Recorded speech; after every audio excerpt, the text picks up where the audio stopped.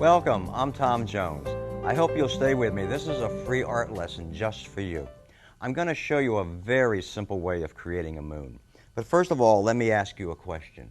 What do you think this is? I know most of you would say it's a product that you can buy in kitchen stores so that you can measure pasta when you're cooking. You might be wrong. It's actually a moon maker, and I'm going to show you why. If you can look closely at this particular scene, I did this scene earlier, but this happens to be a northern scene with a tall mountain in the distance, a couple of other closer mountains in the distance with some dark blues and greens in it. And I also left some sky area for you. I did that on purpose because I want to show you a simple way of creating a moon if you want to put a moon in the sky. All you need to do is to have something similar to this. You can buy something possibly in the drafting store. Art stores have these little protractors and so forth with all the different sizes.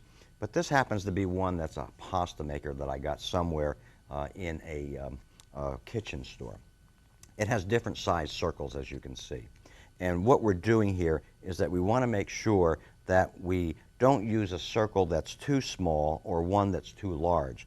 I find that this particular circle right here works for me. It's about the size of maybe a 50-cent piece, if you know what size that is, a coin.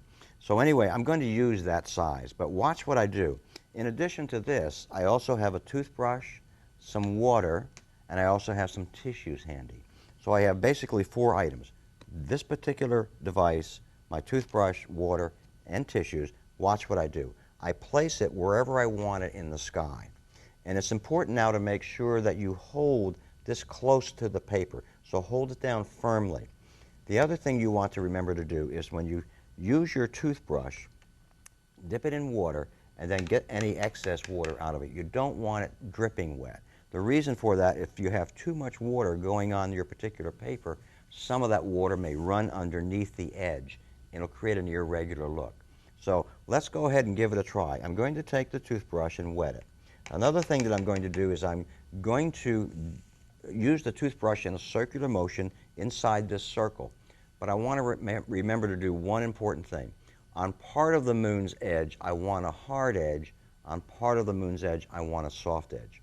If you have a hard edge all the way around the circle, it looks a little hokey. It looks like you got one of those little white stickers from the office supply store and stuck it onto your painting. So have part of the edge a little soft. It looks more realistic. So let's go for it. I'm going to take my toothbrush and I'm going to go ahead and just very gently, the tapping you hear is me getting the excess water off of my toothbrush, and I'm just going to, in a circular motion, go ahead and lift out some of that color. Now I'm going to take my tissue and blot that area. Now I would suggest to you that it's best not to overdo it. Don't go in and overdo this. Watch what I'm going to do. I'm going to lift this area off, and all of a sudden you've got a moon that looks very realistic. It's just that simple. Just a review. Make sure that you use the right size. Make sure that it's somewhere around the size of a 50-cent piece for your painting. Number 2, you'll need a good clean toothbrush, clean water, and tissues. Hold this particular device very carefully and very firmly on your paper. Wet your toothbrush, but get rid of the excess water. Then come over and use it in a circular motion and have tissues ready to pick up the particular area that has been moistened. Don't overdo it. Don't lift out too much color. It looks more natural just to have a faint moon there. I hope you have a lot of fun with this. I do this in a lot of my paintings. It adds a little more excitement to your paintings rather than just having a typical nonchalant sky that you see every day in every painting. It adds a little more life to your scene. I hope you've enjoyed this particular demonstration. Thanks for joining me.